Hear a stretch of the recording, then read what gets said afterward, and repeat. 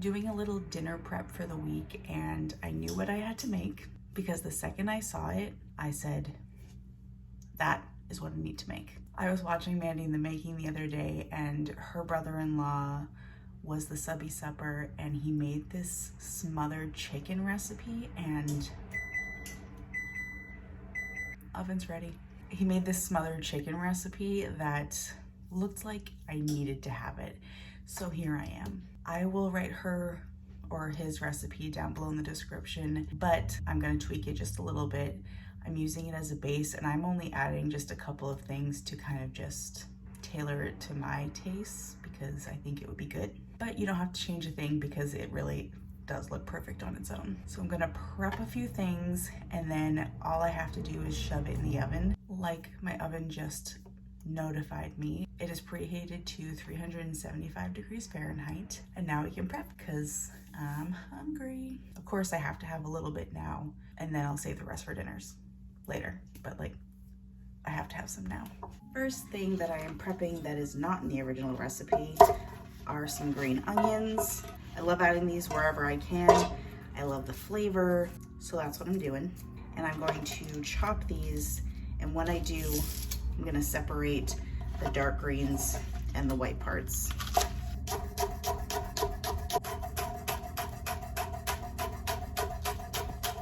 Next, I have some bacon that I just cooked up earlier.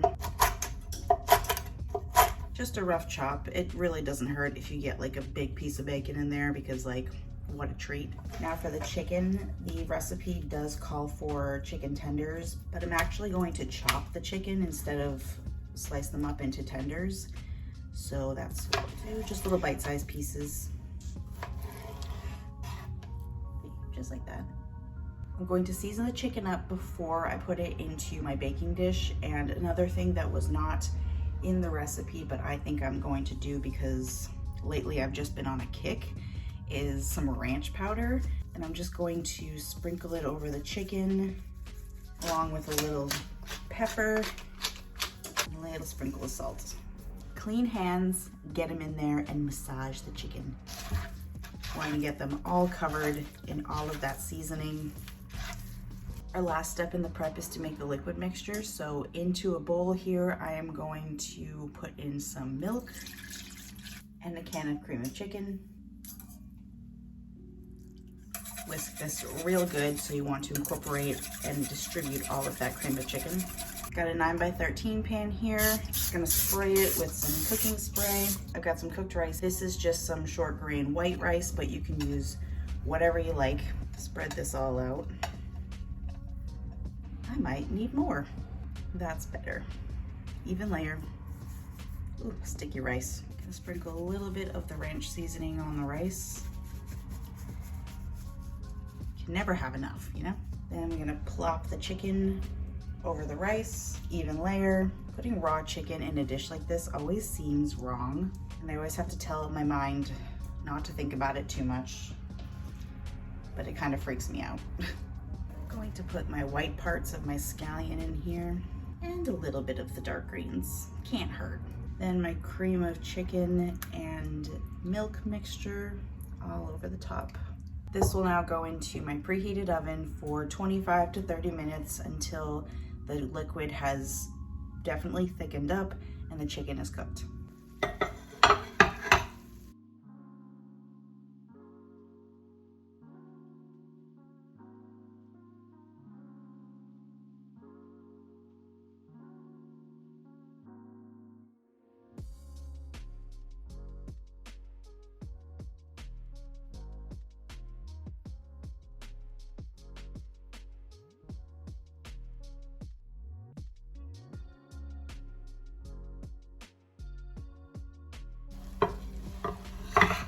I left it in the oven for just a little too much longer than I should have, but I really don't care. This looks amazing. I'm gonna finish it off with some of the fresh scallion greens, some flaky sea salts, and here we go. I'm definitely going to just let this cool enough so that I can dig in, because I will definitely hurt myself right now, but this looks unbelievable and I cannot wait to eat it.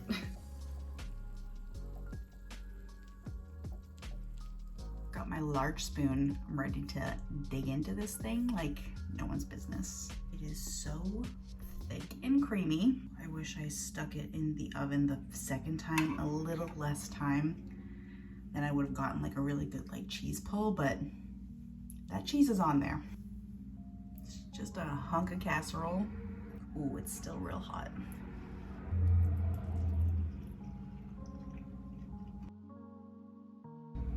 That is so good.